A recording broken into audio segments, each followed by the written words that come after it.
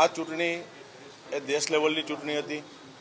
ઇફકો એટલે સમગ્ર આખા દેશમાંથી અલગ અલગ રાજ્યમાંથી પ્રતિનિધિત્વ આવતા હોય છે અને જ્યારે 24મી તારીખે અમારા ઇફકોનું બોર્ડ હતું ત્યારે સમગ્ર આખા બોર્ડે નિર્ણય કર્યો હતો કે આજે 24મી તારીખે બધા સાથે દિલ્હીમાં છીએ અને એક સાથે ફોર્મ ભરવાના છે અને એના ભાગરૂપે અમે 24 તારીખે ફોર્મ ભર્યું હતું। ત્યારે કોઈ મેન્ડેટ ઇસ્યુ પણ નહોતો થયો અને આજની તારીખ સુધી મને મેન્ડેટની જાણ પણ નથી અને 24 તારીખ પછી પણ જ્યારે લોકસભાનું ઇલેક્શન હતું, અમારા પોરબંદર લોકસભાના ભારતીય જનતા પાર્ટીના ઉમેદવાર મનસુખભાઈ માંડવીયા અમારા કેન્ડિડેટ હતા અને મારી વિધાનસભા જેતપુર જામકરણા એ પણ પોરબંદર લોકસભાની અંદર આવે છે એટલે ભારતીય જનતા પાર્ટી માટે અમારા ઉમેદવાર માટે અમે તાકાતથી ત્યાં કામે લાગી ગયા હતા અને મારી વિધાનસભામાંથી મેક્સિમમ લીડ ભારતીય જનતા પાર્ટીને મળે માટે અમે પ્રયત્નો કર્યા હતા અને સાથે સાથે જે ભારતીય જનતા પાર્ટી પ્રદેશના નેતૃત્વએ મને જે જવાબદારી સૌરાષ્ટ્રની લોકસભાને આપી, રાજકોટ લોકસભા હોય, પોરબંદર લોકસભાના મારી વિધાનસભા સિવાયના વિસ્તાર, જૂનાગઢ લોકસભા અને જામનગર લોકસભા ત્યાં મેં ભારતીય જનતા પાર્ટી માટે 7 તારીખ સુધી મેં પાર્ટી માટે કામ પણ કર્યું છે। જયેશભાઈ, જે રીતે બાબુ નસીતે અત્યારે પ્રેસ કોન્ફરન્સ કરી અને એને એવું કીધું કે મારી પર જે પગલાં લીધા, મેં અનાદર કર્યો તો વ્હીપનો, મારી ઉપર જે પગલાં લીધા એવા જ પગલાં અન્ય લોકો અથવા તો જયેશભાઈ પર લેવા હોય। સૌ પ્રથમ તો એને મારે જવાબ આપવાનો મારે હોય નહીં, એનો વિષય છે। મેં કીધું એમ કે આ ચૂંટણી એ દેશ લેવલની ચૂંટણી હતી।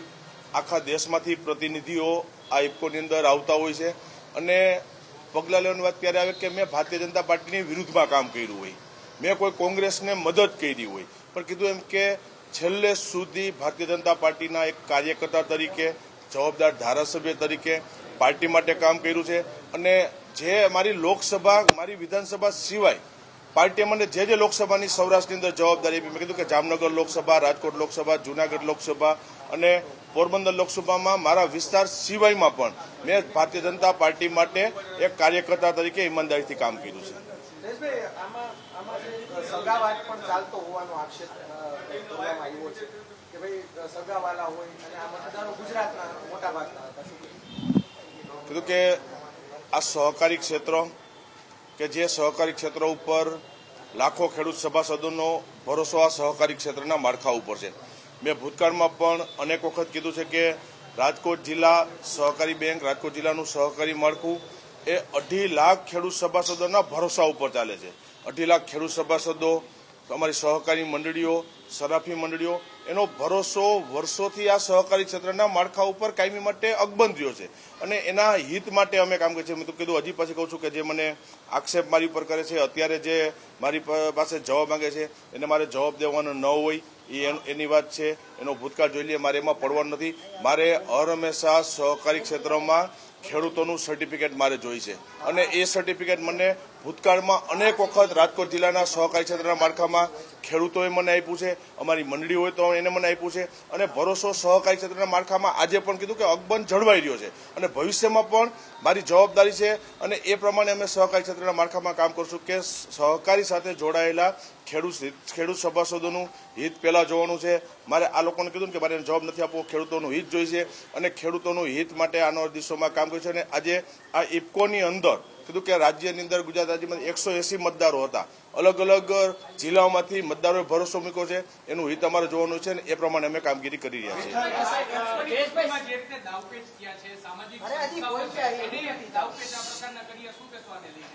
કીધું કે મારે મેં કાયમી માટે પોલિટિક્સ હોય, રાજનીતિ આવતી હોય કે સહકારી ક્ષેત્રો, મારે કાયમી માટે કહું છું કે એમાં સામાજિક સંસ્થાઓએ વચ્ચે ક્યાંય ન આવવું જોઈએ, કારણ કે હું પણ એક રાજકીય રીતે સહકારી ક્ષેત્રના આગેવાન તરીકે અને અનેક સામાજિક સંસ્થા સાથે હું પણ જોડાયેલો છું।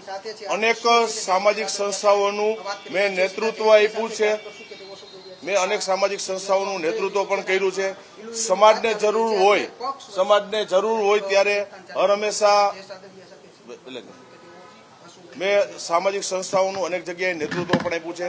સમાજને જરૂર હોય ત્યારે રાજકારણને મારું એક બાજુ મૂકી અને સમાજને પ્રતિનિધિત્વ કર્યું છે, સમાજનું કામ પણ કર્યું છે અને માનું છું કે રાજનીતિની અંદર સમાજ ક્યાંય ન હોવો જોઈએ અને સમાજે એમાં વચ્ચે ન આવવું જોઈએ ને। ખૂબ મોટી વાત કરી હતી. એક સમયે વચ્ચે એમાં સામાજિક સંસ્થાઓએ નોલેજ છે, કારણ કે સામાજિક સંસ્થાઓનું કામ છે એ સંસ્થાઓનું નેતૃત્વ કરે, અને જે સંસ્થાઓની અંદર જ્યાં રાજનીતિ આવી છે ત્યાં સમાજનું સારું નહીં પણ સમાજનું પતન થયું છે. એવું ભૂતકાળમાં અનેક જગ્યાએ આપણે જોયું છે. મેં કીધું એમ કે ફરીથી એક વખત એક સમાજનું પણ નેતૃત્વ હું કરું છું, ત્યારે મારું રાજકારણ હું એક બાજુ રાખું છું, અને જ્યારે રાજનીતિનો સમય આવે ત્યારે હું રાજનીતિના મેદાનમાં કાયમી માટે હોવ જ છું. તમે સહકારી સંમેલનની અંદર તમે એક બહુ મોટી વાત કરી હતી. તમારો વિડીયો પણ ખૂબ વાયરલ થયો હતો કે સમાજના નામે હું ક્યારેય રાજકારણ નહીં કરું. એને લગભગ વર્ષ કે થયું. આ બાબતે ફરી એક વખત આ જ મુદ્દો આવ્યો છે. હું કીધું ફરી પાછું કહું છું કે મેં અગાઉ ભૂતકાળમાં અનેક વખત મેં મારા ભાષણની અંદર કીધું છે, રાજનીતિની જગ્યાએ હોય, સામાજિક વાત આવતી હોય ત્યારે સમાજની વાત એક અલગ હોય છે. અને કીધું કે મેં કોઈ રાજનીતિ અને સમાજ બંનેનું નેતૃત્વ કરવું ઘણી ઓછી જગ્યાએ મળતું હોય છે. મેં તાકાતથી સમાજનું પણ નેતૃત્વ કર્યું છે. માત્ર નેતૃત્વ નહીં, સમાજના પરિણામો પણ આપ્યા છે. આજે સમાજ એનો સાક્ષી છે કે સમાજને મેં પરિણામો આપ્યા છે, માત્ર વાતો નથી કરી. અને એટલા માટે કહું છું કે હું રાજકીય વ્યક્તિ છું. સમાજનો આવે ત્યારે સમાજની સાથે કાયમ માટે ઉભા નેતૃત્વ મજબૂતીના પરિણામ આપ્યા છે, અને છેલ્લે રાજનીતિના જીવ છીએ અમે, અને રાજનીતિનો સમય આવે ત્યારે રાજકારણમાં અમે હોવાના છે. પણ જે સામાજિક સંસ્થાઓ કે જે રાજનીતિની અંદર નથી એને એવા સમયે આમાં રાજનીતિમાં ન આવવું જોઈએ, કારણ કે સમાજનું હિત જોવું જોઈએ, અને સમાજનું હિત જોવે તો જ સમાજ સ્વીકારશે એને. બાકી સમાજની સંસ્થાઓની સાથે જો રાજનીતિ લાવશો તો ભૂતકાળમાં અનેક લોકોને આગેવાનોએ પણ સમાજે સ્વીકાર્યા નથી, અને ભવિષ્યમાં પણ હું માનું છું કે સમાજને સ્વીકારશે, નહીંતર રાજનીતિ અંદર આવી જવું જોઈએ.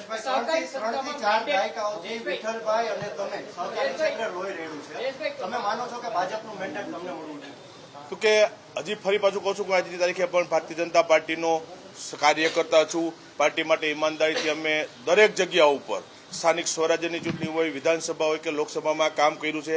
વાત રહી ઇફકોની, એ દેશ લેવલની સહકારી સંસ્થા છે, જ્યાં કે ફરી પાછું કહું છું કે આખા દેશમાંથી અલગ અલગ રાજ્યોમાંથી એમાંથી પ્રતિનિધિઓ આવતા હોય છે, એટલે એ સહકારી સંસ્થા છે. એની વાત જુદી છે. અને જ્યાં રાજકીય વાત આવે તે કીધું પાર્ટીના જવાબદાર કાર્યકર્તા તરીકે મેં ફોર્મ ભર્યા પછી પણ પાર્ટીએ જે લોકસભાની મને જવાબદારી આપી મેં ઈમાનદારીથી પાર્ટી માટે કામ કર્યું. તો કે ક્યાંય એવી વાત નથી, રાજકીય કદ ઓછું કરવાની ક્યાંય વાત નથી. ભારતીય જનતા પાર્ટી નાની ઉંમરમાં હું ધારાસભ્ય બન્યો, 30 વર્ષની ઉંમરે આ રાજ્ય સરકાર નરેન્દ્રભાઈ મોદી સાહેબ જ્યારે ગુજરાતના મુખ્યમંત્રી હતા ત્યારે એની સરકારમાં પણ મેં મંત્રી તરીકે જવાબદારી નિભાવી છે. સરકારની અંદર 9 વર્ષ સુધી કેબિનેટ મંત્રી સુધી અલગ અલગ વિભાગો મેં સંભાળ્યા છે. નાની ઉંમરની અંદર ભારતીય જનતા પાર્ટીએ ઘણું મને આપ્યું છે, એટલે એ કઈ પ્રશ્ન આવતો નથી. આ વાત છે એ સહકારી ક્ષેત્ર છે, દેશની ટોટલી લેવલની સંસ્થાની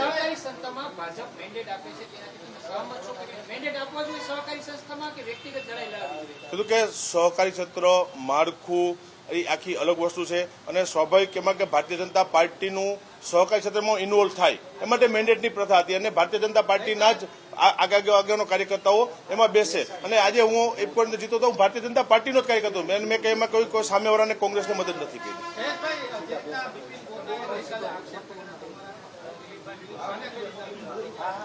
કીધું મને ખ્યાલ નથી શું આક્ષેપ કર્યો, પણ કીધું કે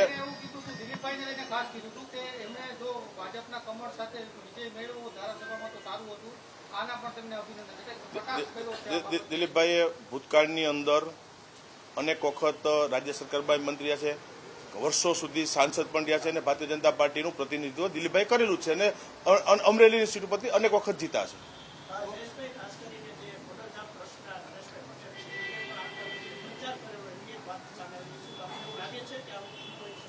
કેમ એવું મારા ધ્યાનમાં ક્યાંય નથી, એટલે મને ખ્યાલ નથી. ઓડિયો જે વાયરલ થયો છે એને લઈને સામાજિક સંસ્થા ઇન્વોલ્વ થઈ છે, અને ખાસ આપના વિરુદ્ધ જે મતદાન થાય અથવા તો સામેના ઉમેદવારને સપોર્ટ મળે એ રીતનો ઓડિયો વાયરલ થયો છે. એટલે ફરી કહું છું કે કઈ સંસ્થા કોને છે એ મને આખું ખ્યાલ નથી, પણ ફરી પાછું કહું છું કે સામાજિક સંસ્થાઓએ જે સમાજનું પ્રતિનિધિત્વ કરે છે, જે સમાજના સારા કામ માટે સંસ્થાઓ બને છે, એને રાજનીતિની અંદર દખલગીરી ન કરવી જોઈએ. રાજનીતિ અલગ વસ્તુ છે, સમાજ અલગ વસ્તુ છે. મેં ફરી પાછું હું એક કહેવા જઈ રહ્યો છું કે હું પણ એક સમાજના આગેવાન તરીકે સમાજનું પ્રતિનિધિત્વ મજબૂત રીતે કરું છું. સમાજને પરિણામ આપ્યા છે, અને માત્ર વાત કરું એટલું નહીં, સમાજ એનો સાક્ષી છે કે સમયે સમયે જ્યારે જરૂર પડી ત્યારે સમાજની પડખે ઉભા રહ્યા છીએ, સમાજનું પ્રતિનિધિત્વ કર્યું છે, સમાજના પરિણામ આપ્યા છે. રાજનીતિ એ વસ્તુ અલગ છે, સમાજ વસ્તુ અલગ છે. એટલે હજી ફરી એવું કહું છું કે મને ખ્યાલ નથી કેવો ઓડિયો વાયરલ થયો છે, પણ સમાજના પ્રતિનિધિઓએ, સામાજિક સંસ્થાઓએ રાજનીતિમાં ન આવવું જોઈએ. રાજનીતિ હોય છે અને બહુ એવી ઈચ્છા હોય તો રાજનીતિ અંદર આવી જવું જોઈએ. વોટગઢ જીત થયો છે, આ જીતનો શ્રેય તમે કોને આપો? તો કે મારા લાખો ખેડૂત સભાસદોનો ભરોસો સહકારી માળખા ઉપર છે. વર્ષોથી અમને સાથ અને સહકાર આપ્યો છે. સહકારી ક્ષેત્રના મારા આગેવાનોએ ભરોસો મૂક્યો છે અને આરજીબી મેમ્બર્સ અમારા કે જે મને મતદાનની અંદર મને સપોર્ટ આપ્યો છે, આ બધો શ્રેય આખો એમને સહકારી ક્ષેત્ર માળખાને છેલ્લે આ ખેડૂતોને એનો યશ આપું છું. જયેશભાઈ, જે રીતે CR પાટીલ છે તે સહકારી ક્ષેત્રમાં ભાજપ કોંગ્રેસની મિલીભગતની જે આક્ષેપ કરી રહ્યા છે એટલા માટે મેન્ડેટ લીધો દાવો કરી રહ્યા છે, પણ તમે માનો છો કે સહકારી ક્ષેત્રને જે પ્યોર રાજકારણ એનાથી દૂર રાખવું જોઈએ? કીધું કે હું આજે ઇફકોમાં જીતીને આવ્યો, હું ભારતીય જનતા પાર્ટીનો જ કાર્યકર્તા છું. સામેવાળો કોંગ્રેસનો કોઈ જીતો હોય તો સ્વાભાવિક રીતે કહી શકીએ કે કોઈ કોંગ્રેસને આપણે મદદ કરી હોય. હું પણ ભારતીય જનતા પાર્ટીનો ધારાસભ્ય છું અને કાર્યકર્તા છું, એટલે ઇફકોની અંદર પણ ભાજપની જ જીત થઈ છે.